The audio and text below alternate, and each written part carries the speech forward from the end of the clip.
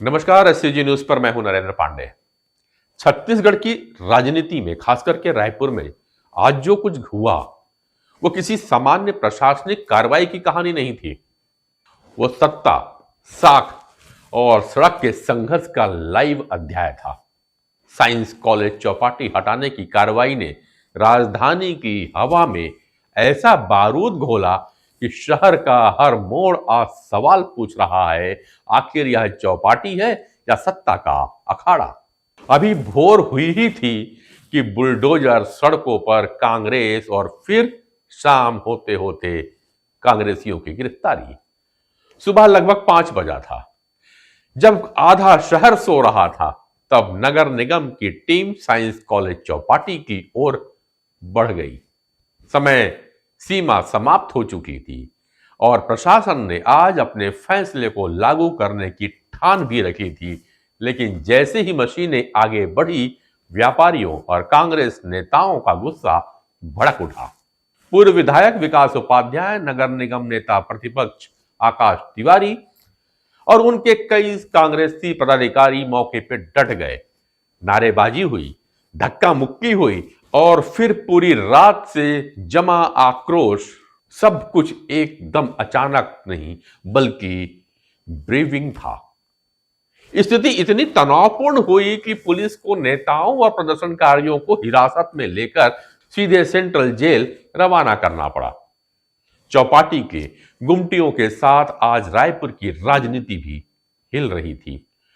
देखिए, छत्तीसगढ़ की रायपुर राजधानी में पश्चिम विधानसभा में जहां रविशंकर विश्वविद्यालय है, एनआईटी है, आयुर्वेदिक कॉलेज है, संस्कृत कॉलेज है, साइंस कॉलेज है, वहां पर यूथ हब का निर्माण स्मार्ट सिटी के माध्यम से हुआ, जिसमें फूड कोर्ट भी एक प्रोविजन था।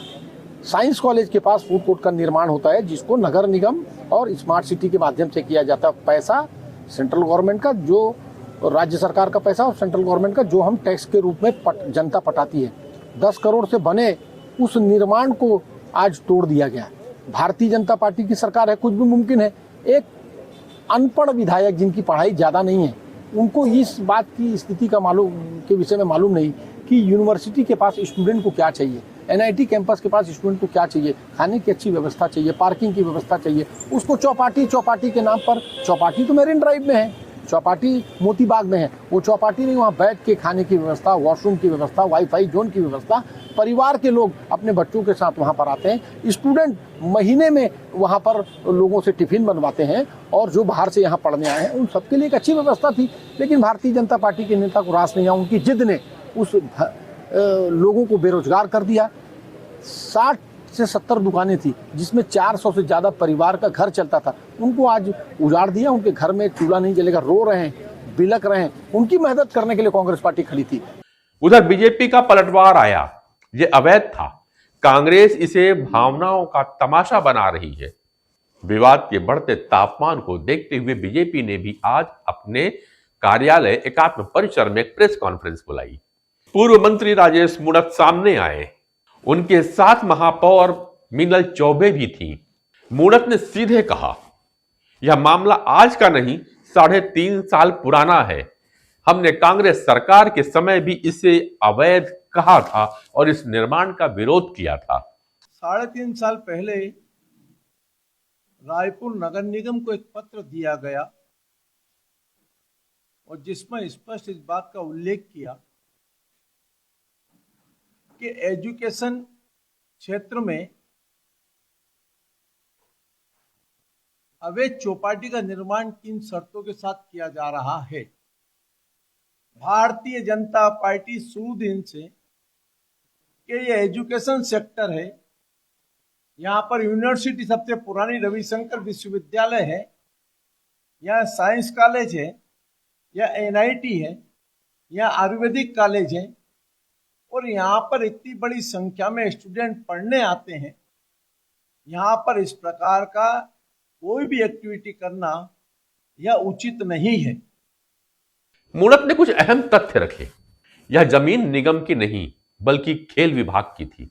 स्मार्ट सिटी के नाम पर चौपाटी को युवा केंद्र दिखाया गया, जबकि अनुमति की प्रक्रिया संदिग्ध थी। वह जो अवैध चौपाटी है, पहले तो वो जमीन उनके नाम नहीं थी। चौपाटी की जमीन खेल विभाग की, तो आज से 3 महीने पहले तक वो चौपाटी को लेकर के नगर निगम के पास वो जमीन, स्मार्ट सिटी के पास, दोनों के पास नहीं थी। दुकानों का संचालन करने वाली एजेंसी को 29 लाख रुपए में अनुबंध दिया गया था। वही एजेंसी 60 दुकानों से हर महीने 25,000 रुपया प्रति दुकान वसूल रही है। जो एग्रीमेंट है, वो एग्रीमेंट की शर्तों का खुलेआम उल्लंघन। 29 लाख रुपए में संचालन करने के लिए वो दुकानें दी, अवैध दुकान, कुल 29 लाख। 60 दुकान से 25 लाख रुपया, 25,000 रुपया महीना जो वेंडर है वो किराए पे देता है। और मूणत ने फिर आरोप लगाया, कांग्रेस इस पूरे मुद्दे को राजनीतिक रंग देकर युवाओं और व्यापारियों की भावनाओं को हथियार बना रही है। सड़कों पे भीड़, राजनीति में गर्मी। रायपुर पूछ रहा है, जनहित कहां है? एक तरफ व्यापारी जिनकी रोजी रोटी चौपाटी में बसती हो, दूसरी तरफ कांग्रेस जो इसे जनता के अधिकार और आजीविका का सवाल बता रही है, तो तीसरी तरफ भारतीय जनता पार्टी के नेता भी हैं जो इसे अवैध निर्माण का क्लासिक केस कह रहे हैं। और बीच में फंस गया रायपुर, जहां आज सुबह से लेकर शाम तक सिर्फ एक सवाल गूंजता रहा, क्या चौपाटी हटेगी या राजनीति और गहराएगी? यह विवाद अब सिर्फ गुमटियों का नहीं, बल्कि राजधानी की सत्ता, सड़क और सिस्टम की तिकड़ी के बीच बढ़ते तनाव की कहानी बन गई है।